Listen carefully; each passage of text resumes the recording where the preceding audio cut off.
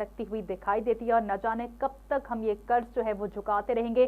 तफसीलन इसके ऊपर बात करेंगे, लेकिन साथ साथ स्टोरी भी आपके साथ डिस्कस करेंगे कि IMF ने अफ्रीकी मुल्क घाना के लिए $3 अरब कर्ज की मंजूरी दे दी है। IMF के एग्जीक्यूटिव बोर्ड की जानिब से शदीद मौशी बहरान से दो चार मगरब अफ्रीका के मुल्क घाना के लिए $3 अरब की मंजूरी दी गई है ताकि उनके जो इकोनॉमिकली क्राइसिस है उनके ऊपर काबू पाया जा सके। लेकिन अगर यहाँ पर पाकिस्तान की बात करें तो पाकिस्तान के ऊपर तो हर तरह के क्राइसिस इस वक्त हमला आवर हो चुके हैं। इनसे किस तरह से निकला जा सकता है और IMF प्रोग्राम में आखिर ताखीर की क्या वजूहात है, इसी वाले से प्रोग्राम में बात करते हैं। इमरान एजाज साहब इस वक्त मेरे साथ प्रोग्राम में मौजूद हैं, माहिर मौशियात हैं, इनसे इसी सूरत हाल के हवाले से डिस्कशन करते हैं। बहुत शुक्रिया इमरान साहब, प्रोग्राम में आपने हमें ज्वाइन किया। इमरान साहब, IMF से मुआहदा अभी तक क्यों नहीं हो पा रहा? जनूबी अफ्रीका के मुल्क घाना को तो किस्त जारी कर दी गई है, कर्ज दे दिया गया है, लेकिन पाकिस्तानी प्रोग्राम में आखिर ताखीर की क्या वजह है? जी miss, thank you very much. देखें, सबसे पहले जो मसला है ना IMF का जो इस माह में जो दूसरा इजलास उनका होना था पाकिस्तान से रिलेटेड, जिसको एजेंडे में शामिल किया गया था, उसको एजेंडे से बाहर निकाल दिया गया। उसकी वजह यह है कि अब IMF को बड़ी क्लियरली इस चीज के ऊपर यकीन हो गया है कि शायद वो किसी भी तरह पाकिस्तान को बेल आउट पैकेज देने के लिए बिल्कुल वो तैयार नहीं है। वो तो तैयार है, लेकिन आई थिंक सो कि मुझे लग रहा है कि शायद पाकिस्तान खुद तैयार नहीं है। पिछले माह में जो फंड जिसके ऊपर हमारी तवज्जो थी कि शायद वो फंड पाकिस्तान को मिलना चाहिए था, वो फंड उन्होंने ऑलरेडी यूक्रेन को ट्रांसफर कर दिया और यूक्रेन को बेल आउट पैकेज IMF की तरफ से मिल गया है। उसके बाद इस मंथ में जो हमें टारगेट था कि शायद इस मंथ में जो उनका सिस्टम है उस सिस्टम में शायद पाकिस्तान एंटर है और शायद उसके ऊपर रिव्यू करके पाकिस्तान को IMF की तरफ से बेल आउट पैकेज मिल जाए, वो घाना को ट्रांसफर हो गया है। और अगर आप बात करें कि अब उनका जो अगला सेशन है जो नेक्स्ट मंथ में स्टार्ट होगा, उसमें अब पाकिस्तान को उन्होंने ऐड किया है या नहीं किया, उसके बारे में अभी किसी के पास कोई इन्फॉर्मेशन नहीं है। उसकी वजह यह है कि IMF जो जिस तरह की शराइत उसकी थी हम मानते तो जा रहे थे, लेकिन उसके साथ साथ सबसे ज्यादा जो जरूरी था वो ये जरूरी था कि पाकिस्तान के हालात क्या हैं। पाकिस्तान के मौजूदा हालात जिस तरह के हैं, वो बजाय हालात ठीक होने की बजाय वो हालात दिन ब दिन बिगड़ते जा रहे हैं। तो जब आपके हालात बिगड़ते जाएंगे तो ऑटोमेटिकली वो हमें उन लोगों ने उस एजेंडे से बिल्कुल बाहर निकाल दिया। और उनकी अब फर्स्ट प्रेफरेंस ये है कि पाकिस्तान को छोड़ के बजाय इसके ऊपर टाइम जाया किए बगैर हमारा जो दूसरा एजेंडा है, जो दूसरे ममालिक हमारे साथ उस फहरिस्त में शामिल है, हमें उनके ऊपर तवज्जो देनी चाहिए। और इसके सब लोग जिम्मेदार हैं, कोई एक बंदा भी जिम्मेदार नहीं है। इस वक्त इसके पूरे पाकिस्तान में जितनी भी पॉलिटिकल सिस्टम है, पॉलिटिकल पार्टीज हैं, वो सब इस चीज की जिम्मेदार हैं। और उन सब की वजह से ऑटोमेटिकली जो बहरान का शिकार है वो इस वक्त पाकिस्तानी अवाम है।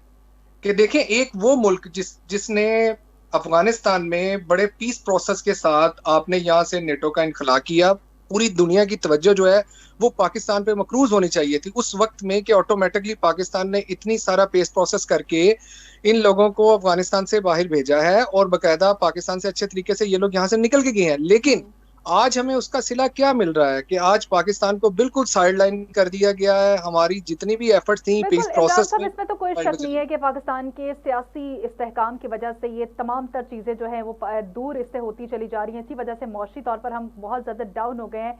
मैं आपसे ये जानना चाहती हूँ टेक्निकली, क्योंकि IMF तो पाकिस्तान से मजीद डू मोर का मुतालबा कर रहा है और मजीद वेट करने का कह रहा है। अगर थोड़ी सी और ताखीर हो जाती है, वैसे तो वज़ीर ख़ज़ाना इसहाक़ डार साहब ये कह चुके हैं कि अगर IMF की जानिब से हमें पैसे नहीं दिए जाते फिर भी पाकिस्तान डिफ़ॉल्ट नहीं करेगा। ठीक है, पाकिस्तान डिफ़ॉल्ट नहीं करेगा, लेकिन अगर किस में मजीद ताखीर होती है तो किस किस्म के क्राइसिस हम लोगों को फेस करने पड़ सकते हैं? मिस, देखें, ऑटोमेटिकली हुकूमत के पास दो ही ऑप्शन है। अगर तो हुकूमत को बेल आउट पैकेज नहीं मिलता तो आपको चीन की तरफ भागना पड़ेगा। अगर लेट्स सपोज चीन भी आपको टेम्परेरी तौर के ऊपर कुछ आपकी मदद कर देता है तो ठीक है, आप वक्ती तौर के ऊपर उसको सहारा दे सकते हैं, लेकिन उसके साथ साथ आगे आपका बजट आ रहा है, आपकी चीजें बढ़ रही हैं, महंगाई बढ़ेगी, आपको उसके लिए संभालना बड़ा मुश्किल हो जाएगा। आपको ऑटोमेटिकली अपने ज़र मुबादला बढ़ाने के लिए, एक मुल्क में स्टेबिलिटी के लिए आपको IMF के बेल आउट पैकेज पे जाना ही पड़ेगा। आप वक्ती तौर पे इन चीजों को सहारा दे सकते हैं, जिस तरह मौजूदा गवर्नमेंट जो है ये आने वाले पिछले कोई चंद माह से ये सारा कुछ इसके ऊपर कर रही है, लेकिन उसमें नाकाम है। वो उसका फायदा किसी एंड के ऊपर कोई भी नहीं हो रहा और ऑटोमेटिकली जो अवाम है जो उसके ऊपर वो दिन ब दिन उसका बर्डन बढ़ता जा रहा है। देखें, हुकूमत के पास इस वक्त पाकिस्तानी अवाम को इस बहरान से निकालने के ऊपर कोई प्लान नहीं है। जो प्लान IMF की तरफ से दिया गया था उस प्लान के ऊपर इन लोगों ने काम जरूर किया, उनकी शराइत जरूर मानी, लेकिन उन शराइत के साथ साथ आपकी स्टेबिलिटी भी होनी चाहिए ना मुल्क में। तो वो स्टेबिलिटी जब तक आपकी नहीं होगी, आपके पॉलिटिकल इख्तलाफात होंगे, तो मुल्क आपको कौन से कर्जा देगा? कोई भी नहीं। चीन आपको वक्ती तौर पे सहारा दे देगा, आप उससे चीन से मजीद कर्जा ले लेंगे, वो आपको डिफॉल्ट नहीं होने देगा। वजीर खजाना इसहाक डार की बात बिल्कुल ठीक है, क्योंकि चीन की इन्वेस्टमेंट है आपके मुल्क में। चीन कैसे चाहेगा कि एक मुल्क डिफॉल्ट हो जाए जहां पे मेरी इतनी ज्यादा इन्वेस्टमेंट है? तो ऑटोमेटिकली चीन आपको सहारा देगा। लेकिन आप अभी इस वक्त उस कशमकश का शिकार हैं कि ना आप आगे जा पा रहे हैं, ना आप पीछे जा पा रहे हैं, और आप दरमियान में हैं। और ये जो सिचुएशन है, ये सिचुएशन बहुत खतरनाक है। अगर खुदा ना खास्ता मुल्क में कोई खाना जंगी या दूसरी कोई किसी शिद्दत का इजाफा हो जाता है, तो ऑटोमेटिकली मईशत का डूबनी है, आपका मुल्क जो है वो पूरा डूब सकता है। तो हुकूमत को इस वक्त सोचना चाहिए कि आपने एक तरफ पॉलिटिकल क्राइसिस खोल के रखे हुए हैं, दूसरी तरफ आपको दहशतगर्दी का सामना है, तीसरी तरफ आपकी मईशत जो है वो भी ठीक नहीं है, चौथी तरफ आपकी जो आवाम है वो सड़कों के ऊपर है। तो हुकूमत को चाहिए एटलीस्ट कम से कम कोई एक खाना, एक चीज तो वो क्लियर करे ना, कि जिसके ऊपर आवाम को नजर आए कि वाकई एक मुल्क हमारा जो है उसमें स्टेबिलिटी है। हुकूमत की सीरियसनेस तो इमरान साहब यहाँ पर दिखाई दे ही नहीं रही है। ये बताइएगा, जिस तरह से आपने कहा कि चीन वक्ती तौर पर तो सहारा दे देगा पाकिस्तान को और पाकिस्तान की मईशत को डिफॉल्ट नहीं होने देगा, तो क्या अगर IMF से फिलहाल मुआहदा नहीं होता, बजट भी आ जाता है, तो IMF के मुआहदे के बगैर महंगाई को थोड़ा सा कंट्रोल किया जा सकता है? नहीं मिस, इम्पॉसिबल। आप कैसे महंगाई को कंट्रोल कर सकते हैं? महंगाई को कंट्रोल करना बहुत मुश्किल है आपके पास। महंगाई को आप उसी सूरत में कंट्रोल करेंगे ना जब आपके मुल्क में ट्रेड होगी, आपके मुल्क में इन्वेस्टमेंट होगी, आप लोगों को सब्सिडी देंगे, आप फैक्ट्रीज चलाएंगे, आप दोबारा लोगों को रोजगार के मौके देंगे।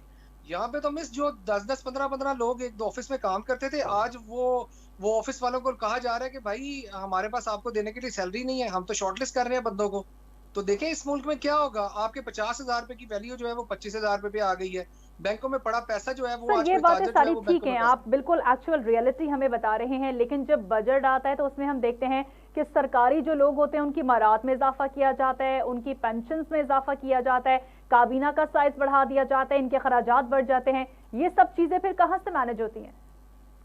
मिस देखें, हुकूमत को ये सारी चीजें मैनेज करने के लिए हुकूमत के पास बहुत रास्ते हैं। उनको पता है कि हम लोगों ने अवाम के ऊपर बिजली का बम गिराना है, हमने अवाम के ऊपर पेट्रोल की प्राइसेस बढ़ानी है, हमने दूसरी यूटिलिटी चीज जिसके ऊपर आपको सबसे ज्यादा सब्सिडी तो खत्म हो गई है, अब सबसे ज्यादा टैक्स इस वक्त जो है वो इन चीजों से इकट्ठा किया जा रहा है। हुकूमत अपनी चीजें तो पूरी कर लेती है, लेकिन हुकूमत को अवाम के लिए देने के लिए कोई चीज नहीं है। यही वजह है, सबसे बड़ी वजह, जिसकी वजह से IMF जो है उससे सबसे पहले आपकी शरायत, सबसे पहली जो शरायत थी, और आज भी वही शरायत उनकी सबसे पहली है कि आप ये बताएं कि आपकी काबीना में इतने इतने बंदे ऐड हैं, आप ये बताएं कि इनका पैकेज क्या है, इनको टैक्स नेट में लेके आए, इनके एसेट क्या है, वो सारे हमें डिक्लेयर करें, हमें पता चले जो हम पैसा देते हैं वो नीचे अवाम तक जाता भी है या नहीं जाता। बिल्कुल आपने ठीक बात की, यही वजह है जिसकी वजह से सबसे पहले जो IMF जो है वो आपके साथ यही शरायत रख रहा है। हुकूमत अपने खर्चे तो पूरे कर लेती है। आज आप देखें इतनी इतनी बड़ी सैलरीज हैं लोगों की, लेकिन क्या वो सैलरीज उनको तो पूरी चीजें जा रही हैं, लेकिन अवाम को क्या जा रहा है? हुकूमत सबसे पहले अपनी चीजें पूरी कर रही है, उसके बाद अवाम तक आगे चीजें डाइवर्ट हो रही हैं। अब अवाम तक चीजें जो आगे जा रही हैं वो क्या जा रही हैं? कुछ भी नहीं। अवाम तो सिर्फ पकड़ के बैठ गई है कि भाई हमारे पास तो देने के लिए कुछ भी नहीं है। अब हमें तो रिसेंटली हम लोगों ने जो देखा है कि पेट्रोलियम मसनूआत की कीमतों में कमी की गई है, बहुत से लोगों की जानिब से ये शिकायत भी सामने आ रही है कि एक्चुअल रिलीफ उन लोगों को नहीं मिल रहा। ये सब चीजें क्या है फिर? इस देखें, पेट्रोल की प्राइस जो है वो तो ऑटोमेटिकली आपको पता है इस वक्त दुनिया में ऑलरेडी कम है। तो अगर पाकिस्तान पिछले 2 महीने से जब प्राइस कम थी तो इनकी ज्यादा थी, तो ऑटोमेटिकली इन लोगों ने वो 2 महीने में अपना रिलीफ पूरा करके, अब इनको पता है कि आगे मुल्क में एक क्राइसिस है, हम लोग अवाम को थोड़ा सा रिलीफ दे दें, उनको कह दें जी पेट्रोल की कीमत जो है वो हमने कम कर दी। लेकिन मिस कब तक? देखिए 2-4 रुपए कम करके आप 15-20 रुपए बढ़ा दें तो वो कोई कमी थोड़ी है। कमी तो वो हो ना कि आप इसको पिछली सतह के ऊपर लाएं, जो प्राइस 8 से साल पहले, 2 साल पहले, 1.5 साल पहले थी, उस सतह के ऊपर इसको लेके आए आप, फिर बात बनती है आपकी। अब इतनी कमी करके जो देखें, हमारे पाकिस्तान में जब एक दफा कोई महंगाई, एक दफा कोई चीज महंगी हो जाए ना, तो उसके बाद अगर ये यूटिलिटीज बिल्स और ये अगर पेट्रोल वगैरह नीचे हो भी जाए तो महंगाई की शरह कम नहीं होती।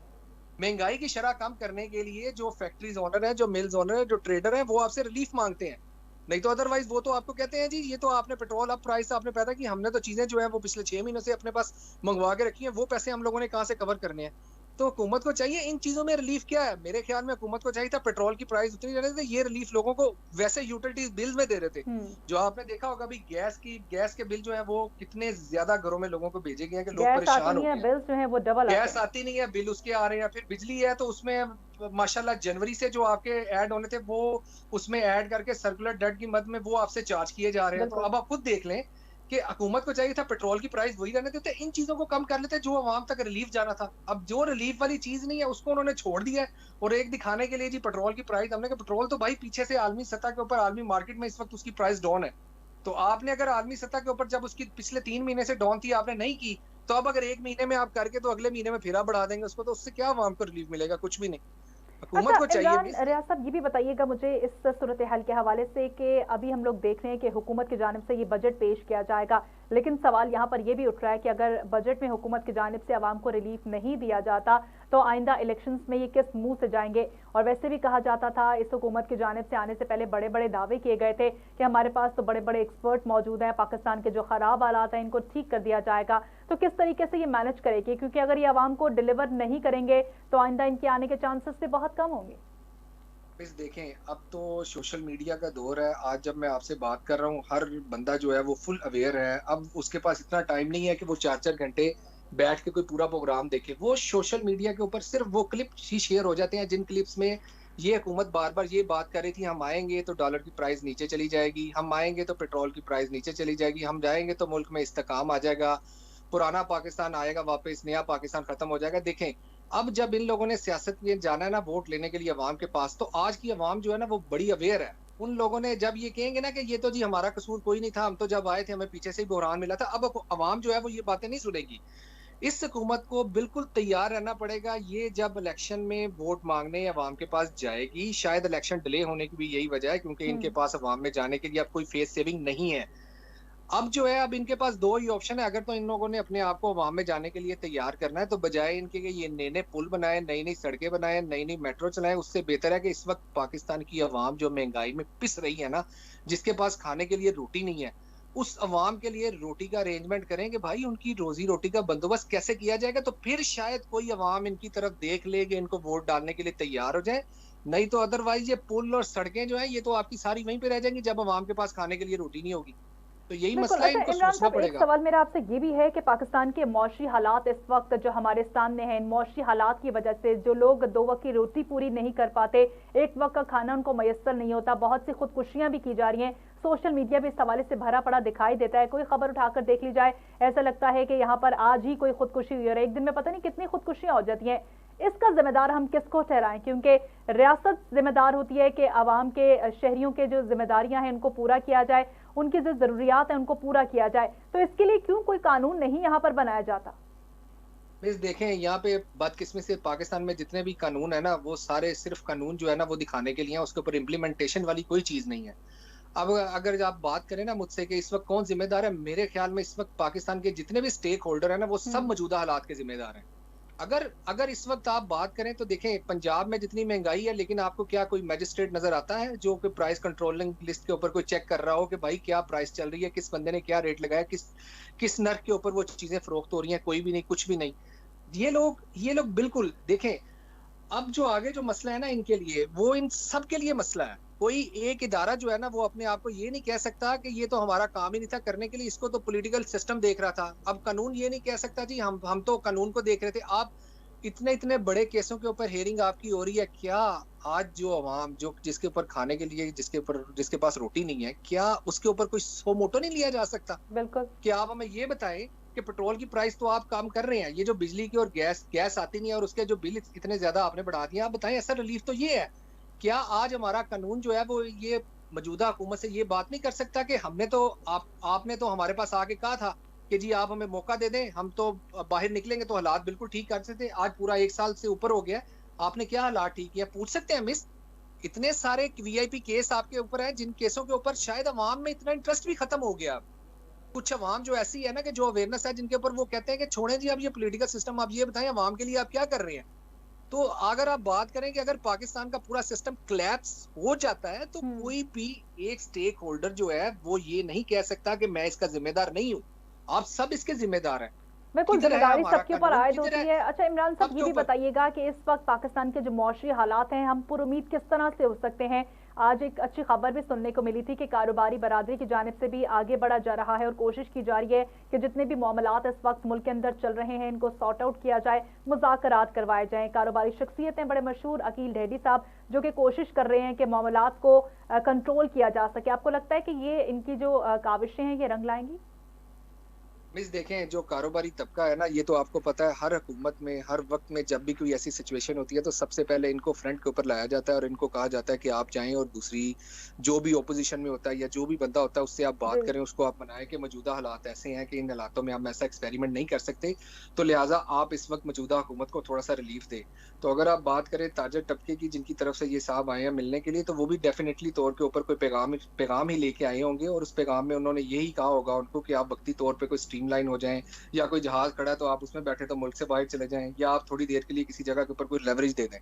अगर आप बात करें ताजर तबके की, जो मेन ताजर तबका है इस वक्त, वो तो मिस सारा परेशान है, उसको तो पता है ऑप्शन ही कोई नहीं है। बात यह है कि मिस देखें, हर इदारा जो है ना उसको अपनी डोमेन में रह के अपनी जगह के ऊपर एफर्ट करनी चाहिए कि मौजूदा हालात से कैसे निकला जाए, बजाय इसके कि हर वो इदारा किसी दूसरे इदारे में अपनी टांग अड़ाए और अड़ा के उनको ये कहे कि भाई आप ये कहते हैं। देखें, इस वक्त जो मौजूदा हालात है ना, उस हालात में चाहे जुडिशली है, चाहे आपकी स्टैब्लिशमेंट है, चाहे पॉलिटिकल पार्टी है, चाहे आपकी ताजर तबका है, जो भी आपके स्टेक होल्डर ऐसा है, चाहे चाहे आप मीडिया पर्सन है, चाहे जो भी है, हर हर इदारा जो है वो इस वक्त मौजूदा हालात में उसको चाहिए कि वो अपना रोल और प्ले बिल्कुल करे हर पॉजिटिव इदारे वे को में। यहाँ पर अपना जो है हिस्सा डालने की ज़रूरत है। बहुत शुक्रिया, इमरान एजाज साहब हमारे साथ मौजूद थे, माहिर मईशत। उनकी जानिब से जो सजेशंस दी गई हैं, अगर इनके ऊपर इम्प्लीमेंट किया जाए तो आने वाले दिनों में इस क्राइसिस के ऊपर काबू पाया जा सकता है।